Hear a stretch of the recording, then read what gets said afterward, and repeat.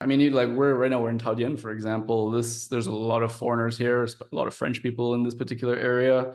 I mean, I think even if you look at Vietnamese language, there are a lot of French words or French roots from French words in the Vietnamese language that they still use today.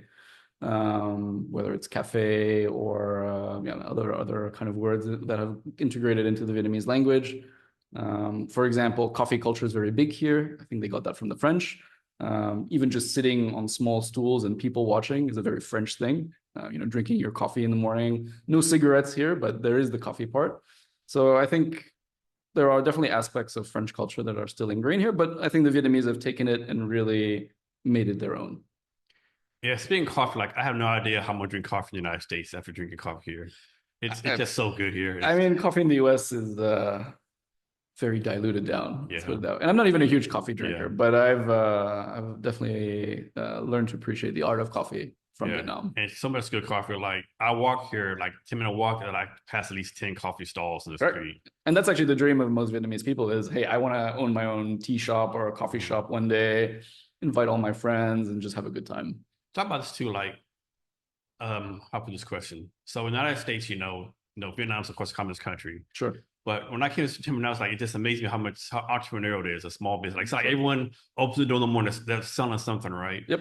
And I think most people in America like I think they create Vietnam, but Soviet Union 1950s, right? Correct. Like bureaucratic, do what I say, but Yep. it's nothing like that at all. Can you talk about that?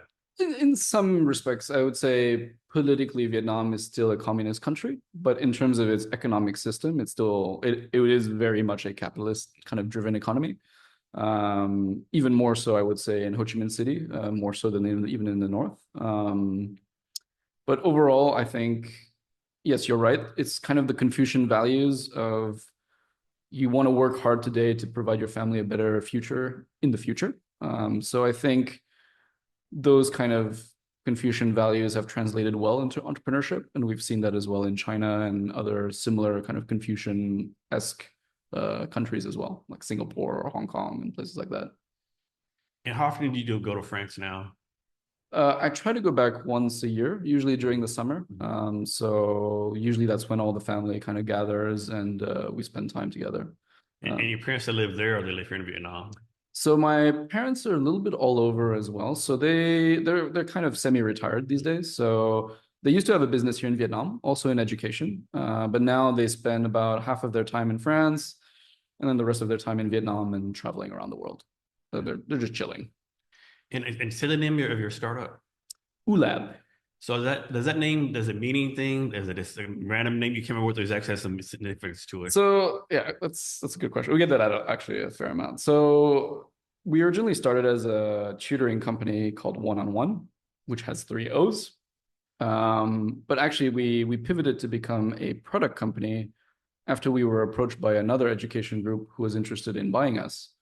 We didn't go through with that acquisition, but we learned a lot, and basically we pivoted from becoming this one-on-one English tutoring, soft skills tutoring company to becoming a software as a service product company. And we decided to keep the triple O because we like the sound ooh, because it made us think of like when we realize something or we think something's cool, we go ooh, and then so it kind of stuck, and so we call ourselves Ooh Lab. So this going back in the day, I found a post you did on LinkedIn maybe 5 months ago where you like very critical of SaaS companies, right? Specifically their lack of customer service. So can you talk to you personally why you think customer service at a SaaS startup is so important? Sure. I think let's distill why I think customer service isn't a big of a thing in software companies. I think it's because markets and entrepreneurs and business, management teams have been pushed to think that you should only care about high margin software kind of services. But what they forget is that, especially when you're working on mid to, because we focus more on enterprise, the human aspect, giving a helping hand to your client and making sure that they get value from your tool very quickly is very important. And I think a lot of SaaS companies have been kind of brainwashed in a way to think that, oh, just build a self-service tool. Your clients will get value from it so long as you build it right. But my view is that it's never really that simple. And especially in Southeast Asia, tech adoption is still lagging, I would say, the rest of the world, especially in SaaS. So you need that service component, you need that hand holding, you need to take care of your clients. And so I'm not seeing this as much as it probably should be in this region. You know what drives me crazy? Like you use a product or service, right? And they make a change, right? Like example, they change, like before you had to do like we'll say steps 1, 2, 3. Sure. They change ABC. Correct. No. And they say they put it out, but they don't put it out right. Sure. It's like they think it's intuitive that you're gonna know. Like, how am I gonna know? I've been using 1, 2, 3 for the last 3 years, Exactly. and all of a sudden you change it.